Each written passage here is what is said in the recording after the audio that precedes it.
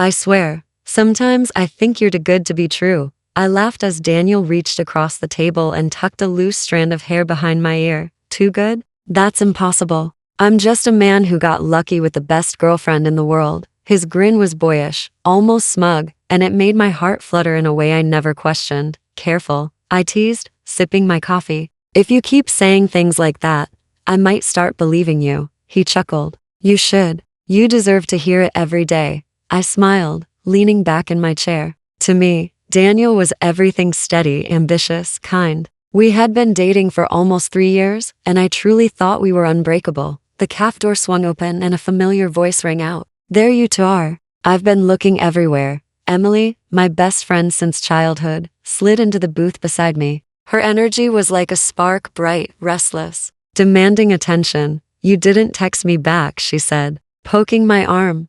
I was busy with Mr. Perfect here, I said, rolling my eyes affectionately at Daniel. Emily smirked. Mr. Perfect, huh? He does spoil you, doesn't he? Daniel grinned, but didn't respond, sipping his drink. I didn't think much of it. Emily always teased us. Anyway, Emily continued. Big news. I got the internship at the firm I told you about. My eyes widened. Emily, that's amazing. Congratulations. She shrugged as if it was nothing, but I saw the pride flash in her eyes. Daniel leaned forward. That's the one in the city, right? Yeah, she said, twirling her straw. It'll be intense, but worth it. Long hours though. I might disappear for a while. I frowned. Don't disappear too much. I'll need my best friend. She laughed, bumping my shoulder. Please, you'll survive. You've got Daniel. Her words lingered strangely, but I brushed it off. Later, as we walked home, Daniel squeezed my hand. Emily's got big dreams. She reminds me of you sometimes. Me? I raised a brow. Yeah, ambitious, determined. That's why I love you. You don't settle. Warmth filled me. I just want a simple life. Someone to love. Maybe a little house. Kids running around. Ambition's fine, but happiness matters more. Daniel smiled softly. And I'll give you that. One day. I believed him. Every promise he made felt like truth. When I got home that night, I called Emily. I'm really proud of you, I told her. She laughed. You sound like my mom. But thanks. I needed to hear that. You'll be amazing, I said. You always are.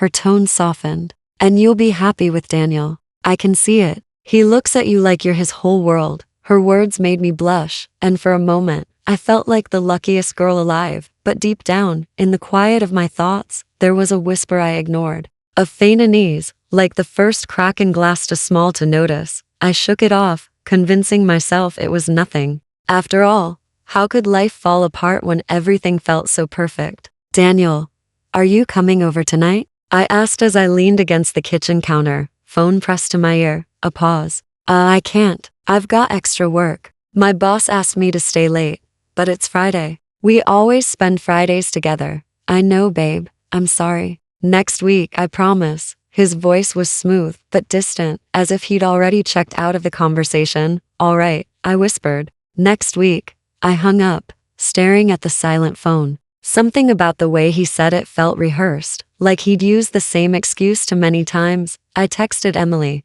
Movie night? Just us girls? The reply came minutes later. Can't. Too much work for the internship.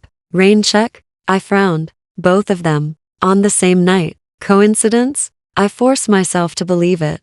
The next day, I met Emily for coffee. You've been busy lately, I said, stirring my drink. Yeah, I'm drowning. She sighed dramatically. The internship's insane. I barely sleep. I studied her face. Her makeup was flawless, her smile too quick. So last night late work again? Her eyes flickered. Yeah, I stayed at the office until midnight. Why? No reason. Just curious. She leaned forward. You think I'm lying? No, I said quickly. I just miss you. Her expression softened. I miss you too. Things will calm down soon. But they didn't. The following week, Daniel canceled another date. I'm exhausted. I'll call you tomorrow. Tomorrow came and went with no call. When I finally cornered him at his apartment, I crossed my arms. Are you avoiding me? He looked startled. What? No. Why would you think that? Because you're always busy. You don't call. You don't text unless I ask first. He sighed, pulling me close. I'm sorry. Work's crazy. I'm just stressed. It's not you. I wanted to believe him. I pressed my face against his chest, inhaling the familiar scent. Promise me it's not me. Of course it's not you. Don't doubt that. But doubt was already rooted deep. That weekend, I showed up at Emily's apartment unannounced. She opened the door, eyes wide. Wow, surprise much? She said, laughing nervously. Thought we could hang out. I brought snacks. Her gaze darted behind her. Not a good time. The place is a mess. Maybe tomorrow? Emily, it's me. I don't care if it's messy. No, really, she insisted, almost pushing me back. Tomorrow?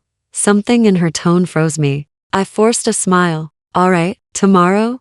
As I walked away, my heart pounded. I couldn't shake the image of her blocking the doorway, as if hiding someone inside. That night, I sat on my bed, phone in hand, staring at the blank screen. No messages from Daniel. None from Emily either. I whispered to myself, it's fine. They're just busy. You're imagining things. But another voice in my head hissed. Or maybe they're busy with each other. I shook my head violently. No, they'd never do that. Not Daniel. Not Emily. I lay awake until dawn, convincing myself it was all in my head, even as my gut screamed the truth I didn't want to face. I knocked on Daniel's door, balancing a bag of takeout in my hands. Daniel, it's me. I brought dinner.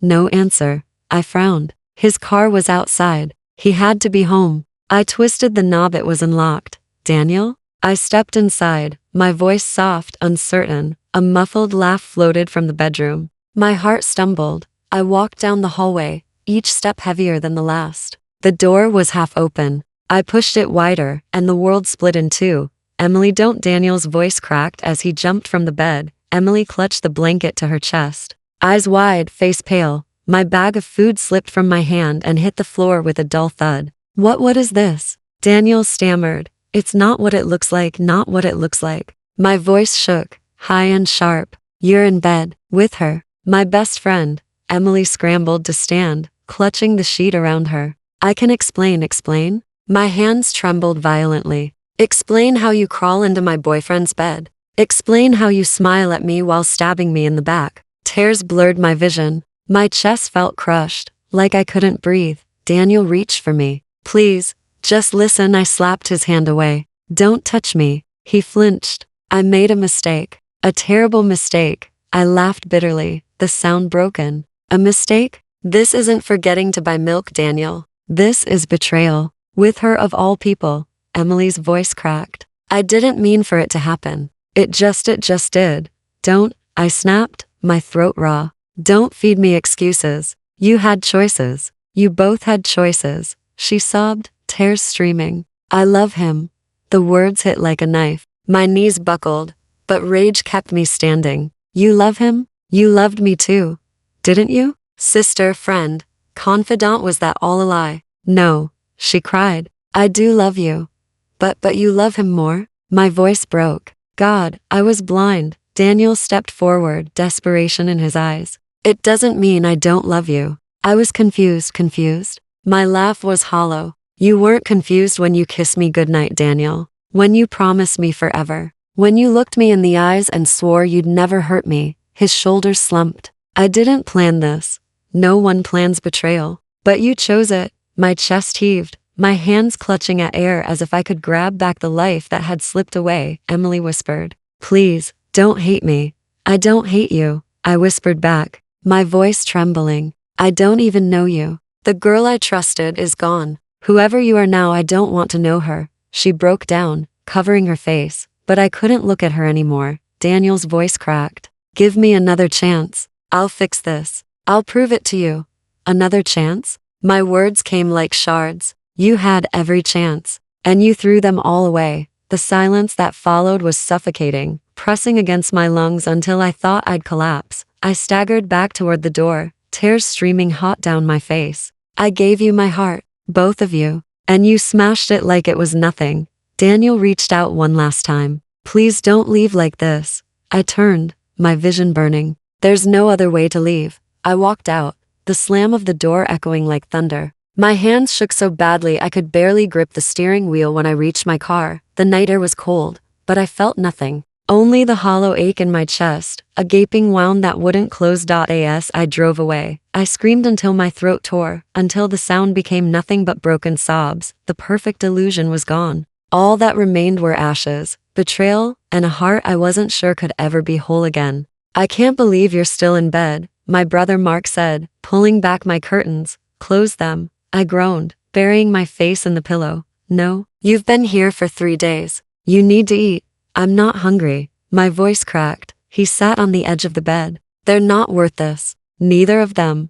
I clenched my fists under the blanket. Then why does it hurt like I'm dying? Because you trusted them, he said softly. And they broke it. That's on them, not you. But in the quiet of my chest, guilt whispered otherwise. Maybe I should have seen the signs. Maybe I wasn't enough. The phone buzzed on my nightstand. Emily's name. Mark frowned. Don't answer. I hesitated, then picked it up. What do you want? Her voice was shaky. Please, just let me explain. There's nothing to explain. You slept with him, my boyfriend, the one person you knew I loved more than anything. I didn't plan it. It was a mistake. I laughed bitterly. You keep calling it a mistake, like you tripped and fell into his bed. Silence. Then a whisper. I'm sorry. Sorry doesn't bring me back, I said coldly. Sorry doesn't fix the hole you carved in me. Mark took the phone from my hand and ended the call. She doesn't deserve your voice. That night, my mother came over. Honey, you can't shut yourself away. People will talk. They already are, I muttered. Her eyes softened. Let them. They don't know the whole story. But they know enough, I whispered. I see it in their eyes, pity, judgment. They wonder what I did wrong, why he strayed. You did nothing wrong, she insisted. Don't carry their shame. But I did. Every glance from neighbors, every half-whispered conversation, cut deeper than silence. Days blurred. Nights were worse. I'd lie awake, replaying their faces, their laughter, their betrayal. My chest tightened until breathing hurt. Daniel finally texted, "We need to talk." Against my better judgment, I met him at the park. He stood by the bench, hands shoved in his pockets. You look tired. Thanks, I muttered. That's what betrayal does. He winced. I know I messed up. I snapped. You destroyed me. And you won't even take responsibility. He avoided my eyes. I don't know why I did it. Because you wanted her, I said, my voice shaking. Because I wasn't enough. That's not true. Then what is true, Daniel? Tell me, because I've been drowning while you hide behind excuses. He rubbed his face. I thought maybe I loved her. The words sliced through me. I whispered, then you never loved me. He reached out. I did. I still do. I stepped back. No, love doesn't destroy. Love doesn't crawl into my best friend's bed. He fell silent, and in that silence, something inside me broke completely. I turned away. This is the funeral of who I used to be. The girl who trusted you both is gone, he whispered. Don't say that. But I walked off, my voice flat. Goodbye, Daniel. That night, staring at the ceiling, I whispered to myself, I'm burying the old me. The one who believed in forever. She's gone, and in the hollow silence that followed, I felt both grief and rage coil inside me. Two shadows that would never leave. Eat something, Mark said, setting a plate in front of me. I'm not hungry. I pushed it away. You've said that every day this week. Because it's true. My voice was flat. He sighed. You're wasting away. Is that what you want? To let them win? I clenched my jaw. They already won. They ruined me. No. He said firmly. They broke your trust. That's not the same as breaking you. I stared at the untouched food, my chest aching. Every time I close my eyes, I see them. I hear them. It's like poison in my veins. Mark leaned closer. Then stop letting the poison spread. You can't keep living like this. I laughed bitterly. Living? This isn't living. This is surviving the hours until I can sleep again. You're stronger than this, he insisted. No, I'm not. I loved him, Mark. I trusted her. Everything I believed in was a lie. He shook his head. Not everything. You still have me. You still have your dreams. What dreams? I snapped. All I ever wanted was him. And he chose her. Mark's eyes softened. No, that's what you thought you wanted. Before him, you wanted to write, remember? You used to stay up all night filling notebooks with stories. My throat tightened. That was a lifetime ago. It doesn't have to be, he said quietly. I looked away. Even if I wanted to, I can't. I can't feel anything but this emptiness. He reached out, gripping my hand. Then start small. Write about the emptiness. Write about the pain. Turn it into something that belongs to you, not them. Tears blurred my vision. You make it sound easy. It's not, but it's better than wasting away. Silence settled between us, heavy but not crushing. For the first time in weeks, I let his words linger instead of rejecting them. Later that night, he knocked softly on my door. You awake? Yes. My voice was hoarse. He stepped inside, holding an old notebook. Found this in the attic. It's yours. I took it, fingers trembling as I flipped through the pages. My handwriting, my words, dreams I once believed in. You used to smile when you wrote, Mark said. Not fake smiles. Real ones. A lump formed in my throat. I don't even remember what that feels like. Then maybe it's time to find out again. I closed the notebook, pressing it to my chest. What if I fail? He gave me a small smile. Failing is better than giving up before you even try. For a moment, I almost believed him. When he left, I sat alone in the dim light, staring at the blank page at the back of the notebook. My pen hovered but didn't move. I whispered to myself, maybe one day. Not today, but one day. And though the weight of Daniel and Emily still suffocated me, a fragile thought surfaced. Maybe I wouldn't stay broken forever. You actually showed up. The instructor smiled as I hovered near the door of the fitness studio. Yeah, don't get too excited, I muttered. I'll probably collapse in 10 minutes. You won't, she said firmly. Just move. That's all that matters. The music started, bodies moved, and I tried to follow. My legs burned, my chest ached, but for the first time in months, the pain felt different, less like heartbreak, more like fire. After class, I sat on the floor, gulping water. A woman dropped down beside me. First time? Was it that obvious? I asked, half laughing. She grinned. The look of death on your face gave it away. I'm Grace. I shook her hand. I'm trying not to fall apart. Her expression softened. Then you're in the right place. This isn't about muscles or weight. It's about taking your life back. Something in her tone made me pause. You sound like you know what that feels like. She nodded. Divorce, betrayal, rock bottom. I've been there. My stomach twisted. Me too. Betrayal, I mean. Grace studied me for a moment. Then let's make a deal. You don't quit, and I'll keep reminding you you're stronger than you think. I swallowed hard. Deal. Over the next weeks, she became my anchor. One evening, after another brutal class, she said, You've got fire in you. What else are you hiding? I laughed breathlessly. What do you mean? I mean outside of heartbreak. What did you want before life punched you in the gut? The question silenced me. I thought of my dusty notebooks. I used to write. Stories, mostly. But that was before everything. Grace leaned forward. Then start again. Don't give them the power to erase the things you love. I don't know if I can. You can, she said firmly. You just don't believe it yet. Her certainty shook me. Why are you pushing me so hard? Because someone once pushed me, and it saved me.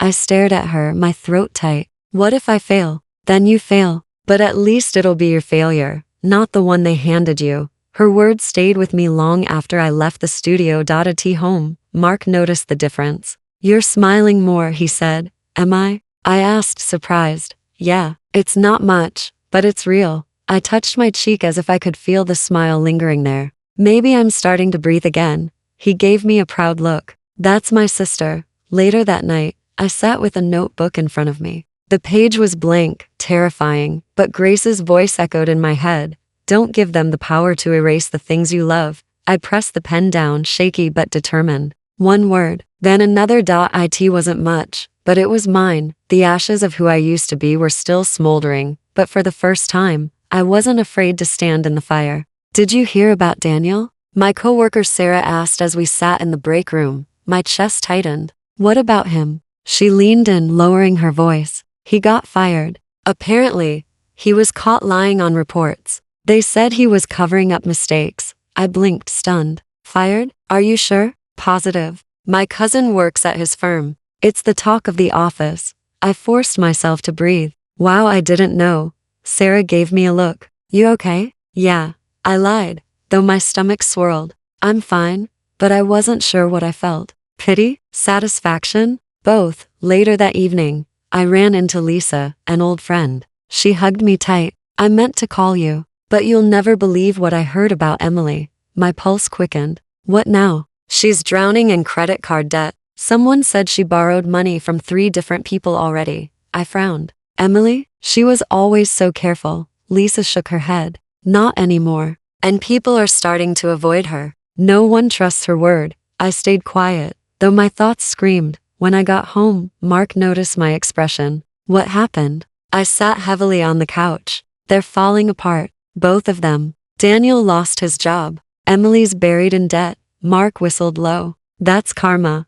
I whispered. Yeah, karma. He tilted his head. Do you feel better? I don't know. Part of me wants to pity them. But another part, my voice trailed off. Another part feels like justice is finally being served. He finished. I nodded slowly. Exactly. That night Grace called. You sound different. What's going on? I hesitated, then told her. She chuckled softly. Karma works quietly, doesn't it? It does, I admitted. I didn't lift a finger, and still they're breaking. Because that's what betrayal does, she said firmly. It rots everything it touches. You don't need revenge when the truth destroys them. I bit my lip. Does that make me cruel for feeling relief? No, she said. It makes you human. After what they did, you're allowed to feel a little vindicated. Her words washed over me like a bomb. For so long I'd felt powerless. Now, I realized the universe had its own way of balancing things. Later, lying in bed, I whispered into the dark. Maybe I don't need to hate them anymore. Maybe watching them unravel is enough. The thought didn't erase the pain, but for the first time, it didn't control me. My grief shifted into something steadier, quiet strength, a power they could never take back. The knock on my door came late at night. I opened it and froze. Emily? Her mascara was smeared, her eyes red. She clutched her arms like the cold had seeped into her bones. Please, can I come in? My throat tightened. Why are you here? She stepped forward, voice trembling. I didn't know where else to go. Please, just 5 minutes. Against my better judgment, I let her inside. She sank onto the couch, sobbing. Daniel, she whispered. He's not who I thought he was. He yells, he drinks, he treats me like trash. I folded my arms. Now you realize it? Her eyes filled with guilt. I made the biggest mistake of my life. I lost you. I lost everything. I laughed bitterly. You lost me the moment you crawled into his bed. She flinched. I regret it every day. I thought he loved me, but all he wanted was to win. My chest ached, but anger pushed through. Win? I wasn't a game. I know. She cried. I was jealous, stupid, selfish. And now I'm paying for it. Please, forgive me. Tears stung my eyes. Forgiveness? Do you know what you took from me? My trust, my peace, my belief that love was real. I'm sorry, she whispered. I'll never stop being sorry. I paced the room, my mind a storm. Compassion fought against justice. She was broken, just like me once. But could I let her back into my life? Emily, I said quietly, you chose him. Over me, over us. That can't be undone. She reached for my hand. I miss you. I miss us. I pulled away. No, you miss the safety I gave you. But safety ends where betrayal begins. Her sobs filled the silence. Please don't hate me. I don't hate you, I admitted. But I don't know you anymore. And I don't want to. Her face crumpled. So this is it? We're done? Yes, I whispered. We're done. She nodded slowly, tears dripping onto her hands. I deserve that.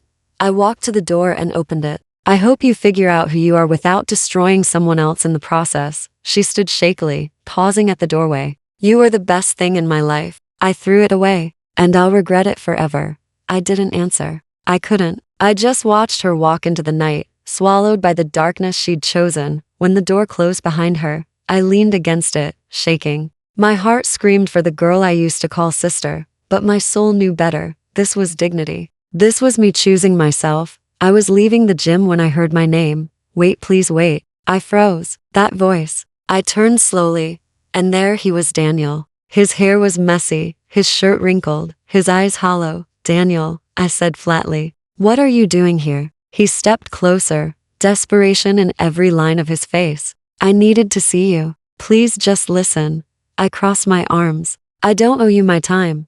I know, he said quickly, but I've lost everything. My job, Emily, you. I don't know who I am without you. His words hit me, but instead of sympathy, I felt distance. That's not my problem, He winced. I made the worst mistake of my life. I thought I wanted her, but I was wrong. It was always you.